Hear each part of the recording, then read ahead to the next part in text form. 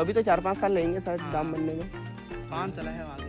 अच्छा, जो हमारा गुफा साइड मंदिर 9 देवी देवताओं का मंदिर है जी जी। ये डूब में जा रहा है। अंदर या नज़दीक क्षेत्र में जाने का प्रयास ना करें। नहीं हटा सकते, जो चीज़ हटाने वाली है वही चीज़ हटा सकते हैं और चीज़ सब पानी के अंदर विसर्जन हो जाएगा। तो आज हम जाने वाले हैं हैड़ा खान बाबा मंदिर, हैड़ा खान धाम पर। तो ये है काठगोदाम और ये है काठगोदाम रेलवे स्टेशन। इन खूबसूरत वादियों में कितना सुकून है और शांति है यहाँ पे। और उधर पे हल्द्वानी दिख रहा है, थोड़ा धुंधला है लेकिन दिख रहा है। अभी मैं हूँ हैड़ा खान रोड में। काठगोदाम अभी महज 2 किलोमीटर नीचे है। मैं यहाँ से आया, ये पूरा इलाका अभी डैमेज हो गया था पिछले साल। आप और मैं आज दर्शन करने वाले हैं हैड़ा खान धाम के, तो यात्रा बहुत सुंदर होने वाली है आज। अभी मैं पहुंच चुका हूं, रोसीला पहुंचने ही वाला हूं और यहां से सुंदर नज़ारा पीछे का बहुत ही प्यारा है। अभी मैं आपको बैक कैमरे में दिखाता हूं। ये पूरा का पूरा थोड़ी धुंध है, ये गोला है, नदी है गोला नदी, और ये काठगोदाम हल्द्वानी पूरा यहाँ दिख रहा है। और गोला के इस तरफ गोला पार।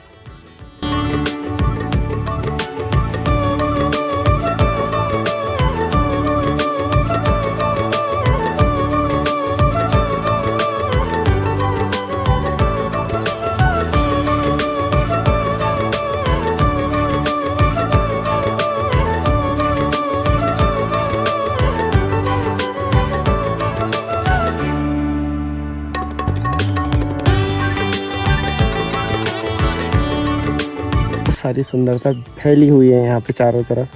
कॉटेज भी बने हुए हैं। अब तो ऐसा लग रहा है कि बाहर के लोगों ने भी इन्वेस्टमेंट कर रखा है यहाँ पे। और बहुत प्यारा सुंदर गांव है ये। हैड़ा खान बाबा जी के बारे में बहुत सारी कथाएं, बहुत सारी बातें प्रचलित हैं। कहते हैं कि उन्होंने माँ के कोख से जन्म नहीं लिया, बल्कि उन्होंने साक्षात अवतार लिया, प्रकट हुए थे हैड़ा खान धाम पर। और वो खाना भी नहीं खाते थे, पानी भी नहीं पीते थे।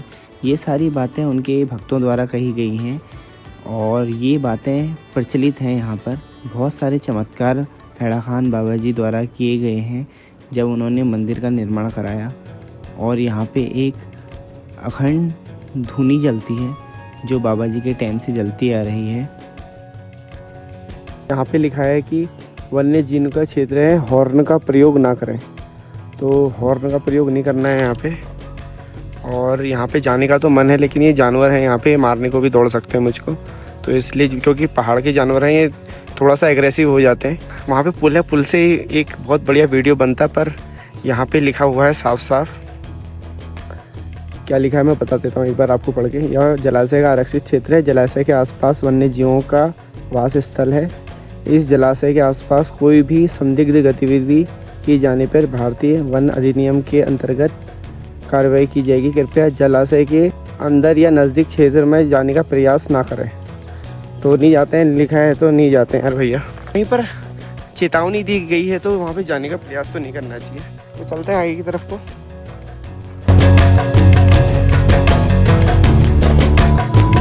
मैं बैठा हूँ गौरव भाई के संग। गौरव भाई यहाँ पे अभी कॉलेज स्कूल पढ़ते हैं, अभी 11th में शायद ना गौरव भाई, और बकरियों के ग्वाली में आए हैं यहाँ पे अभी। और गौरव भाई यार आम तो क्या है फिर, ये डूब रहा है या फिर अभी नहीं डूबेगा, क्या है मतलब? ये डूबेगा।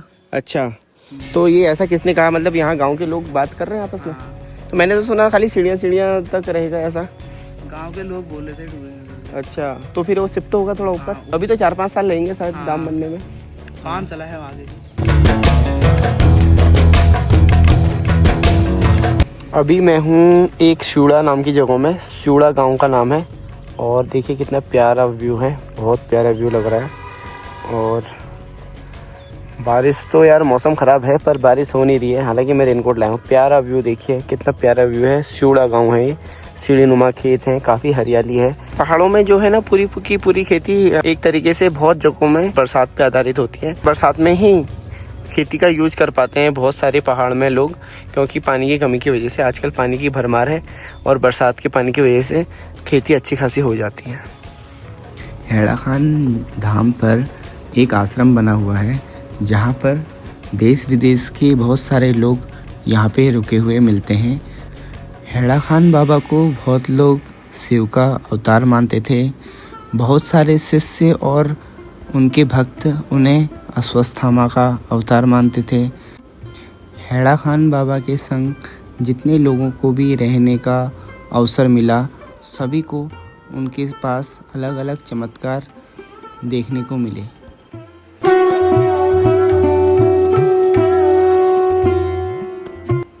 हम पहुंच चुके हैं हैड़ा खान बाबा के धाम पर। यह एक मंदिर नहीं बल्कि एक आस्था और विश्वास का केंद्र है। चारों तरफ पहाड़, बीच में बहती गोला नदी और उसके किनारे पे खड़ा ये पवित्र धाम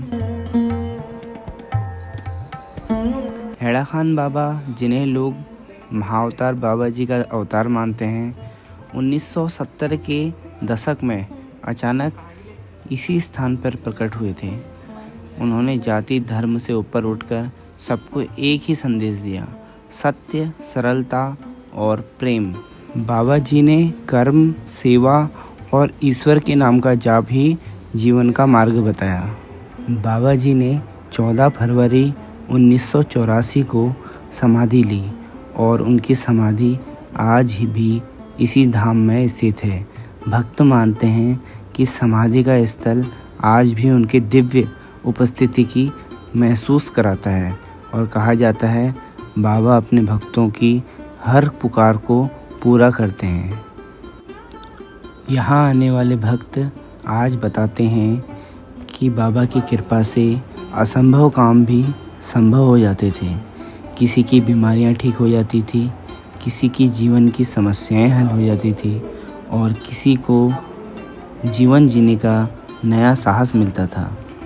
शायद यही कारण है आज भी दूर दूर से लोग आकर बाबा जी के चरणों में नमन करते हैं। देश विदेश से बहुत सारे भक्त यहाँ योग और साधना के लिए आते हैं। इसीलिए मंदिर परिसर में शोर शराबा करना व जोर से बोलना सख्त मना है। भक्तों का भजन, चारों तरफ पहाड़ियों की शांति, ये सब मिलकर ऐसा वातावरण बनाते हैं जिससे लगता है जैसे आत्मा सीधे भगवान से जुड़ रही है। नमस्कार। नमस्कार जी। मैं ये पूछना चाहता हूँ कि ये यहाँ पे अभी जमरानी बाग की परियोजना होने वाली है जल्दी ही, तो इसमें मंदिर में कोई इफेक्ट पड़ रहा है इससे या फिर कोई इसमें इफेक्ट पड़ रहा है। मंदिर जा रहा है डूब में। अच्छा। जो हमारा गुफा साइड मंदिर नौ देवी देवताओं का मंदिर है, जी जी, ये डूब में जा रहा है। अच्छा। और नीचे गार्डन है एक हमारा, वहाँ पे अष्टकोण धुनी है बाबा जी के टाइम से अभी जलते हुए आती है, अभी भी चलती है। तो वो धुनी भी डूब में जा रही है। अच्छा। अभी देखो डाम वालों का कहना है हम मंदिर आपको बना के देंगे 200 मीटर की दूरी में। अच्छा। शिफ्ट करके देंगे। शिफ्ट करके देंगे जी जी। शिफ्ट करेंगे 200 मीटर ऊपर की तरफ में। हाँ, या 200 मीटर ऊपर करेंगे या आगे करेंगे। आगे करेंगे। तो ये पुरानी चीज़ें हैं जो बाबा जी के टाइम से चल रही आ रही हैं। जो बाबा जी के टाइम से चल रही हैं, जो पुरानी चीज़ें हैं। हाँ हाँ। ये जैसे शिवलिंग है, शिवलिंग, हाँ। कोई मूर्तियाँ हैं जो स्थापित कर रखी हैं जी, वो चीज़ें हम नहीं हटा सकते। नहीं हटा सकते। जो चीज़ हटाने वाली है वही चीज़ हटा सकते हैं, और चीज़ सब पानी के अंदर विसर्जन हो जाएगा। अच्छा अच्छा जी। अच्छा अच्छा। तो ये सिर्फ बिल्डिंग तोड़ सकते हैं, बिल्डिंग तोड़ नहीं सकते, विसर्जित तरीके से हो विसर्जित हो जाएगा। जाएगा। जैसे अभी का घर है, ये अभी सब कहाँ हुआ था, केदारनाथ में हुआ था, नहीं केदारनाथ नहीं हुआ था शायद। एक वो टिहरी बाग है। टेरी बाग, हाँ हाँ हाँ। ऐसी टाइप का यहाँ पे बांध बनेगा। अच्छा अच्छा अच्छा। ठीक है, धन्यवाद बहुत बहुत, नमस्कार। बाबा जी का सटीक जन्म और दिनांक आज भी रहस्य है। कई लोग मानते हैं कि वे अमर योगी थे जो बार बार अलग अलग रूपों में प्रकट होते थे। बाबा जी ने कहा था सत्य, सरलता और प्रेम ही सच्चा धर्म है। कर्म, सेवा और भगवान के नाम का जाप करने में ज़्यादा जोर देते थे। बाबा जी ने अपने जीवन काल में कई मंदिर और कई आश्रम बनवाए। सबसे प्रसिद्ध मंदिर यहीं हैड़ा खान में स्थित है। इसके अलावा बाबा जी के अनुयायियों ने भारत और देश विदेश में भी कई जगह मंदिर बनवाए और आश्रम भी स्थापित किए हैं, जो कि अमेरिका, जर्मनी, इटली और नेपाल में बने। आज भी लाखों भक्त हर साल यहाँ आकर समाधि स्थल पर श्रद्धा से माथा टेकते हैं। भक्त मानते हैं कि बाबा जी के पास असाधारण शक्तियाँ थीं। कई भक्तों ने उनको उड़ते हुए भी देखा, कई लोगों ने उनको गायब होते हुए भी देखा।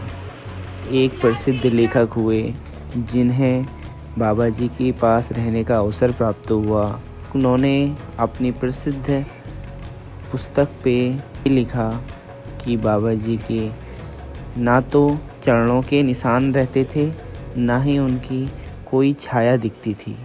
भक्त मानते हैं कि बाबा जी के पास असाधारण दिव्य शक्तियाँ थीं।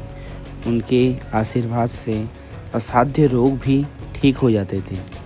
वे लोगों के मन की बातें बिना बोले भी समझ जाते थे। नदी के किनारे साधना करने वाले साधकों का कहना है कि वे आज भी उनकी उपस्थिति वहाँ पर महसूस करते हैं। हैड़ा खान बाबा से उस समय के प्रसिद्ध अभिनेता शम्मी कपूर बहुत प्रभावित हुए।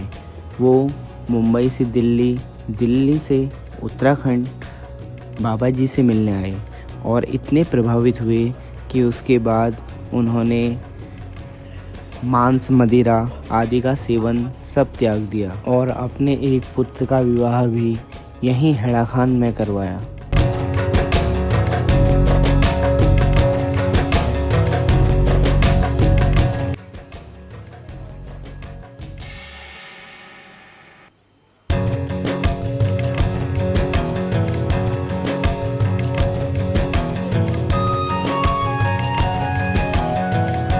तो दोस्तों मैं हो रहा हूँ वापस और मेरे देखो इन्होंने इतना बढ़िया सा तिलक लगा दिया। अब माथे में जा रहे हैं वापस हल्द्वानी की ओर को। सत्य, प्रेम और सरलता वाली बात है जो वो वाकई में यहाँ पे झलकती है। और देखिए मेरे पीछे कितना अच्छा व्यू है, एक गोला नदी और पूरी उसकी देखो, एक यहाँ से आ रही है इस साइड से, एक उस साइड से आ रही है और बीच में कितना प्यारा सा पर्वत है। काफ़ी सुकून के लिए अगर कोई वास्तव में सुकून चाहता है तो यहाँ आए ज़रूर। और कह रहे हैं कि मंदिर शिफ्ट होगा तो उम्मीद है कि जहाँ शिफ्ट हो वहाँ भी ऐसा होता है ना कि कहीं भी शिफ्ट हो जाए, जो उसके रूल और जो मंदिर की किसी एक आश्रम की वो रहती है नींव जिस पे वो आधारित रहता है, या फिर कोई भी चीज़ रहती है तो वो बरकरार रहती है। ऐसा नहीं है, मुझे उम्मीद है कि जहाँ भी अगर मंदिर शिफ्ट होता है अगर, तो जो यहाँ की शांति है, सुकून है, वो वहाँ भी सेम एस टू एस कायम रहेगा। बाकी देखो सुंदरता तो यार यहाँ के कोने कोने से झलक रही है। बहुत ही सुकून और बहुत ही शांति की जगह है।